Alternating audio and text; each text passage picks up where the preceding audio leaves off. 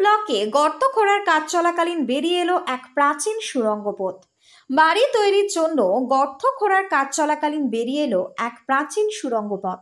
ঘটনাটি পশ্চিম মেদিনীপুর জেলার পিংলা ব্লকের রাজবল্লভ এলাকার।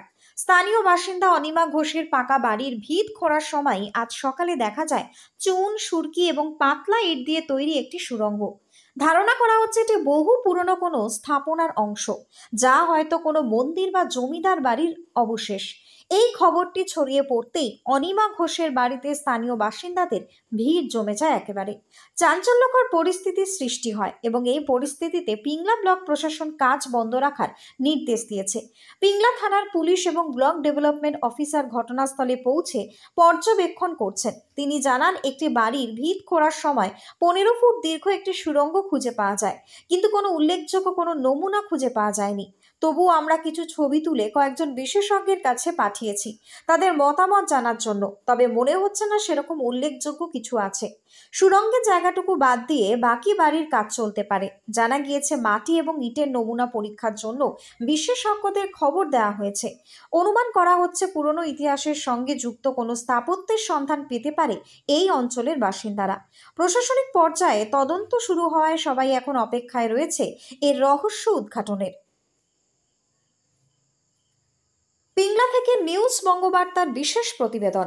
কি ঘটেছে? ঘটনাটা ঘটেছে বলতে আমার বাড়ি তৈরি করব মানে পরিকল্পনা করতে, এবারে লেবার লাগিয়েছি মানে গর্ত খোলার জন্য। 5 ফুট করে গর্ত খোলা হবে।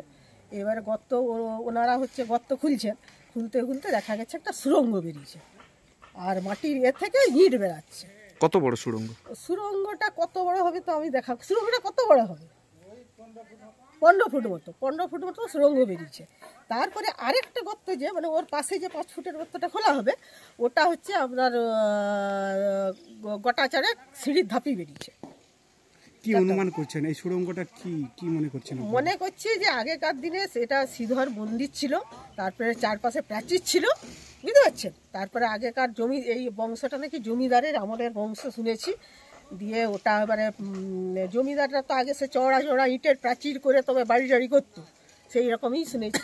মাটি খুঁড়তে শুধু মাটি খুঁড়তে ওইটা বেরিয়েছে। কোনো খাজানা কোনো কিছু এরকম কিছু পেয়েছেন? না না, কিচ্ছু না, কিচ্ছু পায় না, কিচ্ছু পাওয়া যায় না, কিচ্ছু পায় না। অনুমান কিছু করতে পারছেন যে এখানটায় কি ছিল? না, অনুমান কিছুই করতে পারছি না তো। আগে কি ছিল? না, ওটা কিছুই অনুমান। মাটি খুঁড়তে শুধু ইট পাওয়া যাচ্ছে। ইট পাওয়া যাচ্ছে, পুরনো দিনের ইট। পুরনো দিনের ইট। এইটি আগে কি জানতেন এখানে কোনো মন্দির ছিল বলে? মন্দির আমার শাশুড়ির মানে যার শাশুড়ির মুখে, শাশুড়ির মুখে শুনেছি মন্দির ছিল। তারপরেই খনন করতে বুঝতে পারছি। খনন করতে বুঝতে পারছি। এখন কি চিন্তাধারা করেছেন? এখন চিন্তাধারা কি, এখন ভিডিও আসবেন বলেছেন, দেখবেন, তারপরে ওইটা বন্ধ রাখতে বলেছেন ভিডিও। ওনারা ডিসিশন দিবেন যে কি করা যায়। কি নাম? আমার নাম অনিমা ঘোষ। আপনাদেরই বাড়ি? হ্যাঁ, আমাদেরই বাড়ি। কোন গ্রাম? রাজবল্লভ। এখানে একটা ছোট্ট একটা সুড়ঙ্গ মতন পাওয়া গিয়েছে, কিন্তু যাকে জিজ্ঞেস করছি কোনো আর্টিফ্যাক্টস তো পাওয়া যায়নি। কিছু আর্টিফ্যাক্টস দু একটা পাওয়া গেলে হয়তো আমরা কিছু একটা মন্তব্য করতে পারতাম।